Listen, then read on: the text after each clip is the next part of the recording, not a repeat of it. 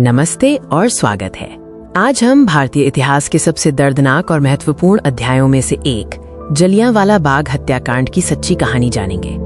जलियांवाला बाग हत्याकांड 13 अप्रैल 1919 को अमृतसर पंजाब में हुआ था, जब ब्रिटिश कमान के सैनिकों ने हजारों निहत्थे नागरिकों पर अंधाधुंध गोलियां चलाई थीं। ये भारत के स्वतंत्रता संग्राम में एक निर्णायक मोड़ साबित हुआ। इस भयानक त्रासदी की पृष्ठभूमि में कई घटनाएं थीं जो ब्रिटिश शासन के प्रति बढ़ते असंतोष को दर्शाती हैं।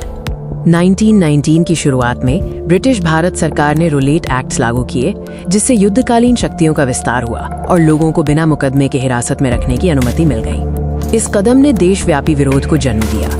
अमृतसर में राष्ट्रवादी नेता सैफुद्दीन किचलू और सत्यपाल को गिरफ्तार कर लिया गया, जिसने बड़े प्रदर्शनों को भड़काया। अप्रैल तक मार्शल लॉ के तहत सभाएं प्रतिबंधित कर दी गई थीं, लेकिन 13 अप्रैल को हजारों लोग बैसाखी मनाने और दमन का विरोध करने के लिए जलियांवाला बाग एक संलग्न पार्क में जमा हुए। अब हम उस भयानक दिन की घटनाओं पर नजर डालते हैं, जिसने इतिहास को हमेशा के लिए बदल दिया। Brigadier general Reginald Edward Harry Dyer लगभग 50 सैनिकों के साथ पार्क में दाखिल हुए।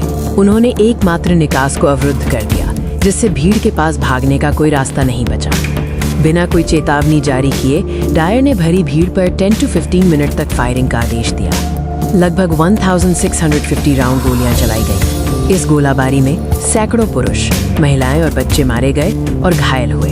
घबराहट में कई लोग एक कुएं में कूद गए, जिसे बाद में शहीदी कुआं नाम दिया गया।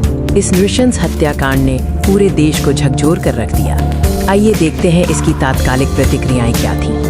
हत्याकांड के बाद पंजाब में मार्शल लॉ लगा दिया गया। सार्वजनिक कोड़े मारना और कर्फ्यू जैसे दमनकारी कदम उठाए गए। इस नरसंहार ने राष्ट्रव्यापी आक्रोश पैदा किया। नोबेल पुरस्कार विजेता रविंद्रनाथ टैगोर ने विरोध में अपनी नाइटहुड की उपाधि त्याग दी। महात्मा गांधी ने भी इस घटना के बाद 1920-22 में असहयोग आंदोलन की शुरुआत की, जिसने स्वतंत्रता संग्राम को एक नई दिशा दी। हंटर कमीशन ने डायर के कार्यों की अत्यधिक कार्रवाई के रूप में निंदा की।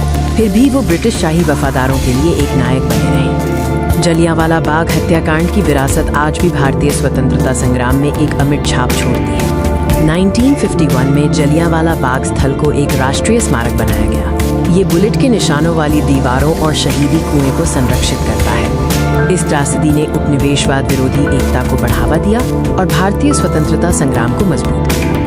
इस घटना ने उधम सिंह जैसे भावी क्रांतिकारियों को प्रेरित किया, जिन्होंने 1940 में पंजाब के lieutenant governor Michael O'Dwyer की हत्या की। आज अमृतसर में स्मारक और संग्रहालय भारतीय स्वतंत्रता संग्राम के सबसे काले और सबसे परिवर्तनकारी एपिसोड में से एक को याद करते हैं। धन्यवाद।